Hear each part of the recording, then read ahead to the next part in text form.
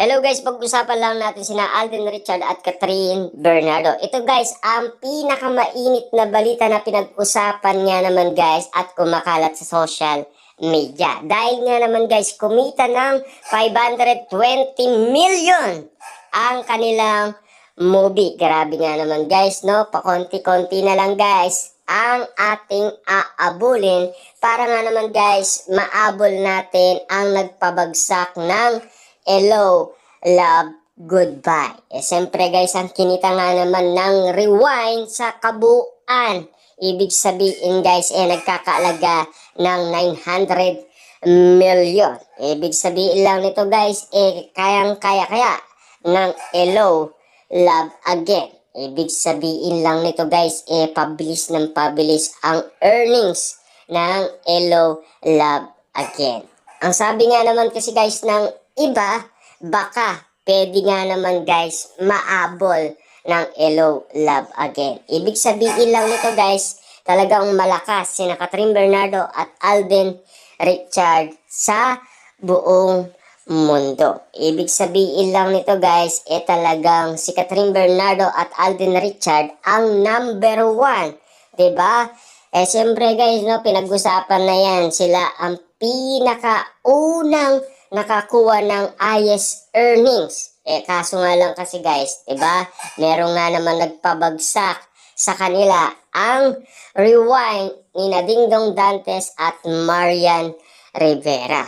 Siyempre guys, alam naman natin, talagang gusto ng mga fans na kumita talaga ng malaki ang kanilang second movie para naman guys, talagang mapatunayan ni Catherine Bernardo at Alden Richard, sila ang pinaka highest earnings talaga sa buong Pilipinas. Siyempre guys, nauna na nga naman sila, pero mas mahal nga naman sila guys ng mga tao. Diba? Hindi lang natin guys, kasi maganda naman kasi ang movie ni na Marian Rivera at Dingdong Dantes. Kita nyo naman guys, no, talagang napapanood at perfect timing talaga guys ang tiyempo kung bakit nga naman guys, 'di ba?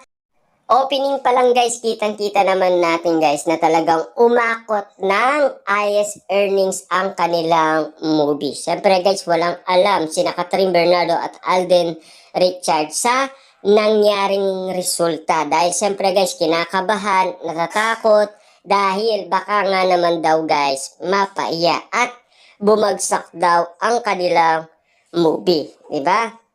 Pero ang hindi nila inaasahan guys, ginulat ni Mami Min Bernardo guys si Catherine Bernardo at kitang-kita naman natin guys ang mga reaction ni na Mami Min Bernardo at Catherine Bernardo sa highest earnings ng Hello, Love Again sa unang opening pa lang, talagang umakot na guys ng malaking kita ang Hello, Love Again.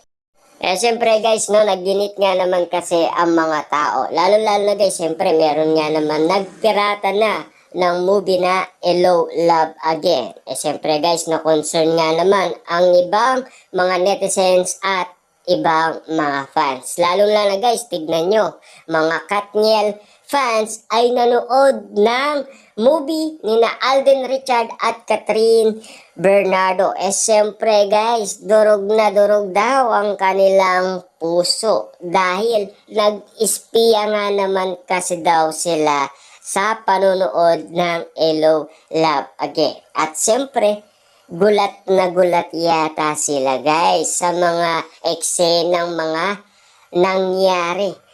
Kapansin-pansin kasi guys ang bawat eksena na naging palaban umano guys si Catherine Bernardo, na alam naman natin guys naging palaban lang itong si Catherine Bernardo dahil sa iwalayan Katniel, diba? Lahat naman guys ng mga movie ni Catherine Bernardo tulad na lang guys ng A Very Good Girl, talagang naging palaban si Catherine Bernardo at umakot nga naman guys ng maraming award dahil naging successful nga naman guys ang movie ni Catherine Bernardo. At lalo-lalo guys, siyempre, no, ito yung pinakamaalaga nga naman guys na nangyari dahil gulat na gulat ang maraming tao sa nasaksihan nga naman nila guys na pagbabago kay Catherine Bernardo na hindi nga naman nila guys nasaksihan sa mga movie ni Daniel Padilla at Catherine Bernardo. Siyempre guys, iba yung movie ni Alden Richard at Catherine Bernardo sa movie ni Daniel Padilla at Catherine Bernardo. Kasi kung mapapansin ninyo guys, wala naman kasing kissing scene at bed scene yung movie ni Catherine Bernardo at Daniel Padilla. Depende yan guys sa istorya na pipirmahin nila at kukunin nila. Diba? Katulad na lang guys ng Barcelona. Wala namang gaanong yun guys diba? Mas naging palaban lang talaga guys si Catherine Bernardo dahil sa iwalayan niya. Simula nun guys, talagang nag-iba na si Catherine Bernardo. Hindi nyo ba guys nakikita, diba? Nakapag-post dati si Catherine Bernardo sa kanyang Facebook account na hindi na siya magiging marupok. Ibig sabihin guys, patutunayan niya na sa lahat ng mga tao guys na magiging palaban si Catherine Bernardo. Diba? Hindi rin nawala dati guys ang issue na naging bad girl si Catherine Bernardo. Dahil nga naman kasi guys, naging palaban. Diba? Hindi naman ibig sabihin yun guys lumalaban lang siya sa mga pagsubok na nakaraan na talagang kung ano man yung masasakit na nangyari sa kanyang buhay. Diba? Dahil sa buhay pag-ibig at lalo-lalo na kasi guys, yan ang unang pag-ibig na naranasan pa ni Catherine Bernardo ay siyempre guys umabot nga naman ng 11 years pero nabigo pa rin. Diba? Kaya nga naman ito guys, muling umiibig na si Catherine Bernardo at hindi lang natin alam kung kanino. Diba? Dahil alam naman natin guys na maraming nanliligaw umano kay Catherine Bernardo. At hindi lang natin alam kung si Alden Richard ang pipiliin niya. Kasi ayon naman guys kay Catherine Bernardo, mauuna daw na magpapakasal si Alden Richard dahil sa edad niya guys na malapit na sa 35 years old na itinakda niya guys na sinabi sa mga reporter. Diba? At lalo na guys, si Catherine Bernardo ay 34 years old daw siyang magpapakasal. Diba? Kaya nga sinasabi niya na mauuna daw si Alden Richard. Bahala na kayo guys kung ano ang masasabi ninyo patungkol umano sa sinabi ni Catherine Bernardo na mauuna daw si Alden Richard na magpapakasal bago siya. Diba? Di lang natin alam kasi guys dahil wala tayong napapabalitaan na ibang nililigawan ni Alden Richard. Alam naman natin guys, hindi niya pwedeng pagsabayin ang ganon. Saka, alam naman natin guys, di ba? Hindi naman pwede sa isang babae na manliligaw ka na ng iba, niligawan mo pa siya. Di ba? Grabe naman yun guys, no? Parang ang saklap naman yata ang pakinggan nun. Pero ang pagkakaalam lang natin kasi guys, si Catherine Bernardo lang ang nililigawan niya. Wala nang iba. Kasi alam naman natin guys, ang mga legit na marites, siyempre guys, hindi ka talaga makakatakas sa kanila. Talagang malinaw na malinaw guys ang kanilang mga mata. Silinaw yata guys ng matang lawin.